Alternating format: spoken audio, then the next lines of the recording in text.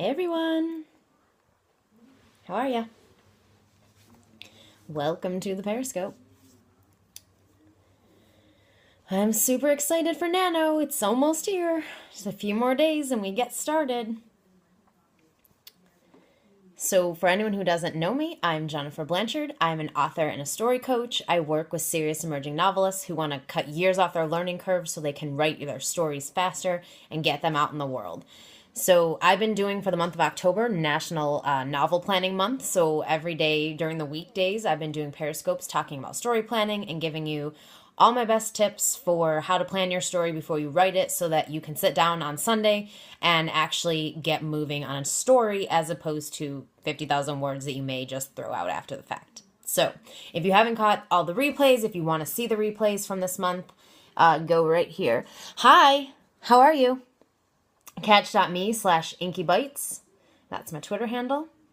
You've never read a book. Well, you are on the wrong Periscope, I think, in that case. Catch.me/inkybites. Philly in the house, welcome. I'm great. I'm doing so great. So I'm super stoked about Nano. Again, I'm finally doing it again for the first time in 3 years. So, yeah, I'm excited. I've been planning my story for about 3 months now. And like I said, I've been doing Nano Planmo, so I've been giving lots of story planning tips. So hopefully if you've been around this month, you've been catching some of them and have your story planned or partially planned so that you can write starting November 1st. All right, so today I am talking about creating a NaNoWriMo survival kit. So, if you've ever done Nano before, you know that, it is quite a challenge. 50,000 words in 30 days. And at first it seems easy, the first few days, even the first week or so gets the momentum going pretty good. But then you get about halfway into the month and it becomes a little bit, sometimes you get stuck. Sometimes, could you marry me? I am actually already married, so sorry about that. But yeah, so, you get in the middle of the month and you may start getting stuck or you may just start lagging, all kinds of issues getting in the way. And so just to kind of help you with that, a survival kit. So I'm going to tell you what I put in my survival kit every time I do Nano. And then, of course, I would love to hear from you. So put in the chat box what you would include in your Nano survival kit as well.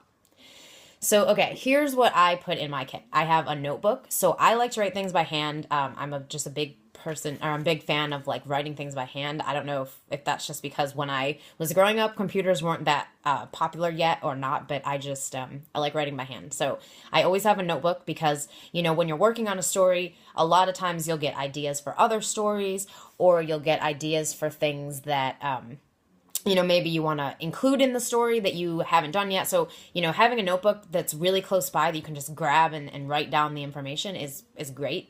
Now, if you're not a handwrite person, then, you could always type things up on your computer or even, the lovely Post-it note. That's always a great option for having notes on things. Another thing I like to have, obviously, is writing tools. So right now I'm obsessed with these shark pencils. I found them at Barnes & Noble. They are totally amazing. They have sharks on them, and I have all different ones. I'm really excited about them. So this is my new pencils that I'm using. Hi, how are ya? Okay, so obviously if you have a computer or a word processor, that's a great thing to have in your survival kit because clearly, you can't write 50,000 words without some way to write it. So let's see. Also, notes and outlines. So if you did plan your story, which, like I said, I've been planning mine for about 3 months now, you definitely, sharks, yeah. Yeah, Jen.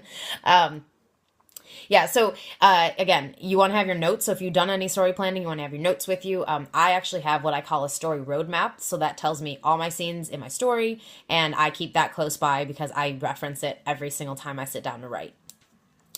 Some other things you might want to have or think about having in your survival kit are pictures. So if you're somebody who likes visuals to kind of be able to use that as a way to describe things or just get ideas, it's really helpful to have some pictures maybe of like the location you're writing about or, oh, thank you so much. The location you're writing about, or maybe pictures of people who you think look like your characters so that you can use that to describe them. I'm sorry, what am I talking about? Okay, yeah, if you just came in, I'm talking about creating a survival kit for National Novel Writing Month, which starts on Sunday.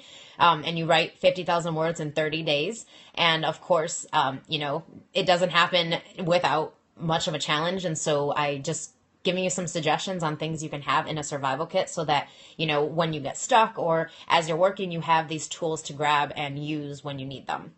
And actually tomorrow I'm going to be talking about how to avoid distractions because that is a big thing for Nano. While that's tough, 50,000 words, it can be. But the good thing is if you plan your story ahead of time or at least think about it a little bit and make some notes or an outline, the 50,000 words come a lot faster. So definitely think about that. All right, it's already this Sunday. I know, crazy, right? I'm amazed how fast this year has gone. Like, I seriously can't believe that it's already almost November. Like, I'm blown away by how fast this year went. So, but anyhow, pictures are great now. If you don't want to like print out pictures or cut them out, magazines, a good tool to use is Pinterest. So yeah, it's about 1,667 or so words a day. Yeah, it's perfect. I mean, that will get you 50,000 words if you do that minimum every day.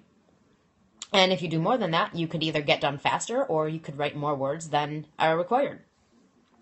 But okay, so if you don't want to cut out pictures and stuff, I love to create like a Pinterest board that just has all the pictures on it that do I have a book published? I'll look for it. Yes. I have several books. I actually have 5, 4 that are nonfiction and 1 that's a novel, and you can find them on Amazon. My novel is called Soundcheck. And okay, so Pinterest is great. You can look for pictures of, characters, so people who look like characters, or locations if you're writing about a specific place. Lots of different ways to find pictures that can inspire your writing for Nano. Some other things you might want to have nearby or in your survival kit is a dictionary or a thesaurus. Now, obviously, you can go online and just go to dictionary.com or something, but if you're old school and you have a dictionary and you want to use it, that's a good tool to have for Nano. Also because sometimes the words that you use get kind of, you just keep using the same ones. And so I think it's good to have a thesaurus or a dictionary or something that you can use to come up with different words. These are more of my personal suggestions. Oh, yeah, Wikipedia, that's a great tool as well. So lip balm, I like to have Burt's Bees because for some reason when I'm writing, I lick my lips a lot. So I just like to have that on hand. I like to have a refillable water bottle because, clearly when you're writing, you probably will get thirsty. I'm not big on coffee. I know that's really weird for a writer, but I'm really not big on coffee. So I drink water most of the time. I may also have some kombucha, but that's about it. But always have this refillable water bottle in my survival kit. Some other options, some yummy snacks. So, clearly you don't want to spend the month gaining, 100 pounds when you're in front of your computer writing, but it never hurts to have snacks because, when you write, you get hungry. You may find yourself writing for hours on end, and in that case, you're going to want some food. So some of my favorite snacks are things like popcorn or apples. I love like apple slices with peanut butter. That kind of stuff. And especially chocolate, which I've heard is the unofficial food of National Novel Writing Month. So definitely have some chocolate hanging around for that. Some other things, a story playlist. So if you are somebody who can write while you have music on, which like I love to write with music on. So, you love spicy chocolate. That's a perfect option then. Have some of those available so that when you are ready to write, you got some chocolate. But yeah, so I love to write with music playing. I actually create playlists for all of my stories so that I can get in the mood of the story that I'm writing. And so, and actually, if you want to see, I did a video. This is the link to check out the replays. I did a video back in September all about creating playlists for your stories. So if you want to check that out, catch.me/inkybites. I will tell you all about, the playlist I have and some of the songs on there and how I choose the songs on my playlist. But if you're not someone who can listen to music, you can still use this and create a playlist. Just listen to it either before you write or, kind of when you're prepping to write. So like a lot of times I'll be hanging up laundry or whatever, and I will have my playlist on so that I'm kind of just getting inspired to write as I'm doing other things. Now, you're probably going to want in your survival kit a cozy sweater or a sweatshirt, and that's just because, it gets chilly, especially as we go into the winter months for some of us. So, I always like to have a sweater hanging around so that I can make sure that I'm not freezing because anything like that is going to distract me from writing, and I'm going to not finish. And so if I can, what if it's summer? Well, if it's summer, then you're good. You don't have to worry about that. In where I live, it's freezing usually in November. So I always have a sweater. I actually have one on right now that I've rolled up the sleeves on. So, but yeah, I like to just have something that I can put on quickly. So that way, and I keep it by me. So that way, if I'm writing and should you take off your shoes? I don't know. That's up to you. If you want to write with your shoes on, then keep them on. But yeah, so I like to keep the sweatshirt right by me so that if I get cold while I'm writing, pull it out and just good to go. Another thing that's useful in a survival kit is a timer. So a lot of people's phones have these, but I actually have a little kitchen timer that I use, and it's just, basic little battery operated timer. But I like that because for me, I like to write in bursts. So I'll set my timer for like 20 minutes, or have I written anything yet? For Nano, no, because the rules state that you can't start writing until November 1st. So you don't want to do that. But officially, you can start on Sunday. But anyway, so I have a timer. I like that because, again, I like to write in bursts, 20 minutes, 30 minutes, and then I like to take a break. So I'm not writing for 3-4 hours. Now, I might write for 30, take a 10-minute break, and come back and write again. But, I like the timer because for me, that's just an easy way to stay focused and not get distracted because I know, I only have 20 minutes and then I can get up and go do whatever I want. So those are the tools that I have in my Nano Survival Kit. If you want to share some of the tools that you would put in yours, share them in the chat box. I don't know about, again, it's everybody has their own ideas for what they need in their survival kit. So really it's about you and what you need for yourself to make sure that you stay focused and that you get your writing done. Because again, Nano is a pretty crazy event. It's very easy to fall off track, especially if you go a couple of days without writing anything. And so having a survival kit, having some tools available to you so that when you sit down and write, you can, not have to jump up and start running around looking for stuff, but you just have everything that you need right there and you can just grab it and keep going. Because I think that's really the biggest thing, is just keeping that momentum going and making sure that you're writing every day. So if anyone has questions about creating a Nano toolkit or anything else about story planning that you want to ask, please put that in the chat box now, or I'm going to wrap this up.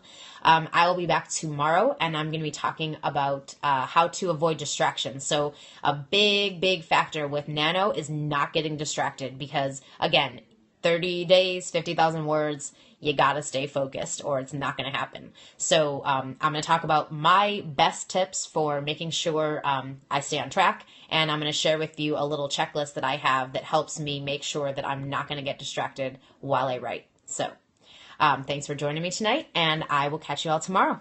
Bye.